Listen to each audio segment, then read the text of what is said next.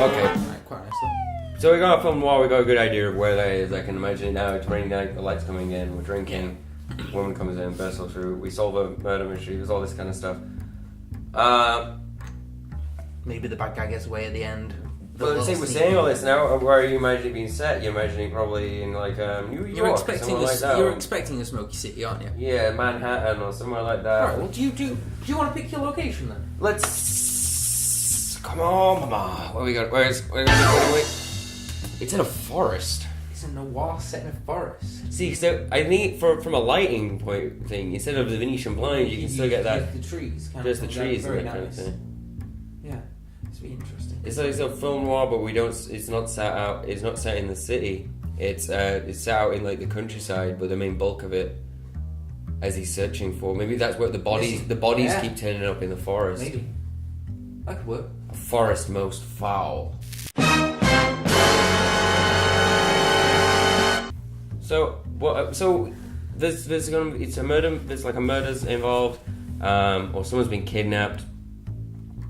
It's probably for. It looks like it might have been done for the insurance money, or that's where that's where his money's on. You know, he's like, they've killed him, you know, because they've got life insurance and things. And, That makes sense. it's about claiming it. So the wife that's come. Yeah. Her husband's body's been found in the forest, and as they're investigating, they start finding there's more and more things. But then it's also like as every time he's just about to get close to a lead, and he thinks he's about to crack the case, the lead dies, and finally the body turns up in this forest, and it's because she's been alongside him the whole time. That makes sense, I guess. And she's always been one step ahead of him, and she's been killing him because she knows all these leads are eventually going to turn to her. Maybe so. And then we have this scene at the end where it's raining and the moonlight's coming through, and she's stood above a shallow grave as he's laying it, and he's like, "No, stop!" And whoa, bro. I think that's me creatively done. No, that's all my ideas. Sounds good. Yeah. Sounds alright. You got any takes? Where would you take this film while set in a forest? I mean, I'd probably take it as like rather than it being like bodies turning up. I'd have it as like let the bodies hit the floor. Let the bodies.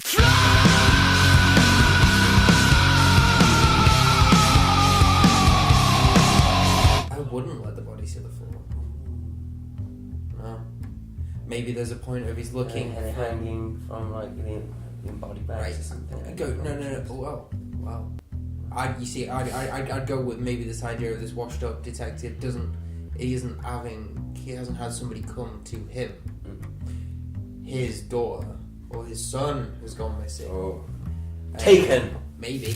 In a forest. Well, let's see if Liam Neeson will get on I board don't know. first. Let's see if Liam Neeson will get on board first. I'm pretty sure he's heard of us, right? Oh yeah, most definitely. Most definitely. See, most definitely. That's why we bring on all the business, because not only do you get fantastic video production, you get puns. Moose-related puns. Moosely related puns. Oh. And although it was hard, he gutted it out like he always did. He went on to college and eventually became a lawyer. Last week, he entered a fast food restaurant. Just ahead of him, two men got into an argument. One of them pulled a knife. Chris, who had always made the best piece, tried to break it up. He was stabbed in the throat. He died almost instantly. So poor. I don't know. I think I was alright. I was with that. So maybe you've got him. He's looking for his kid, his child. Yeah. His child's wandered off. Little baby boy.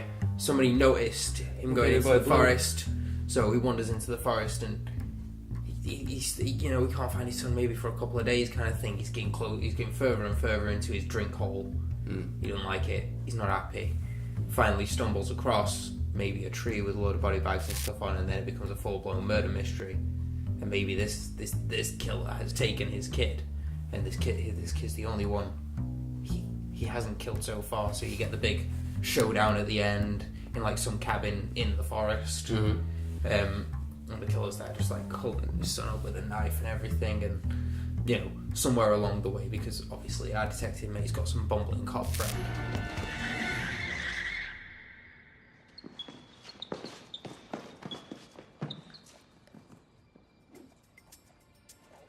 Yeah, no, that makes sense.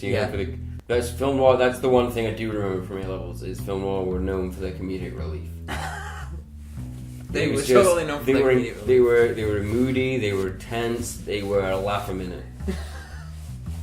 Not specifically like the cops are full and he's bumbling about, but it's more like, oh no, there's a detective. I can't hold my gun. Well, you shouldn't have eaten all that butter. That kind of thing. No. I oughta. More like a just slightly incompetent against the detective. Okay. But the detective's found himself in this little strait. Like you always see the detective kind of like getting out of trouble. It's like when what's the police detective called in Sherlock? Yeah. And he turns up and he's like, "Don't worry, Sherlock, I've cracked this one." And Sherlock walks in and goes, "No, you haven't. You done because this, and this. Because mine's like a calculator machine for mysteries."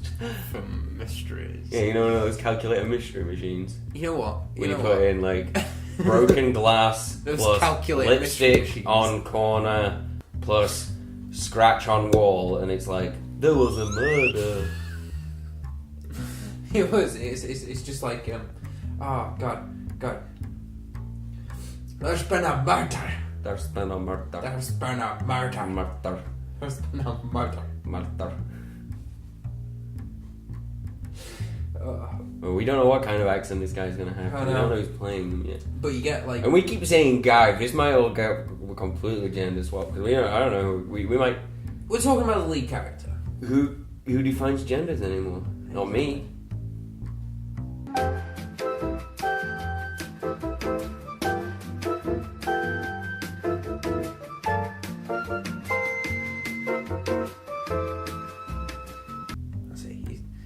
They wandered up. Who did play excellent Keytar?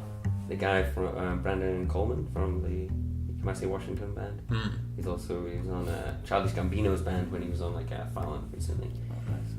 He plays a Keytar, makes that shit look sweet. Made me want to pick up a Keytar. For the first time since I was about I always 24. thought Keytars all looked cool anyway. It's just one of the things that you pick up. Keytars look cool. The people playing them usually do not. Yeah, that's true. I think that's where it is. But then again, that's you see one in the shop and you're like, what is that? You never see anyone playing one of those. That's so cool and unique. And then you see one of them from the videos in the 80s and they've got these horrible white suits on. I don't have the shoulder pads to pull this out.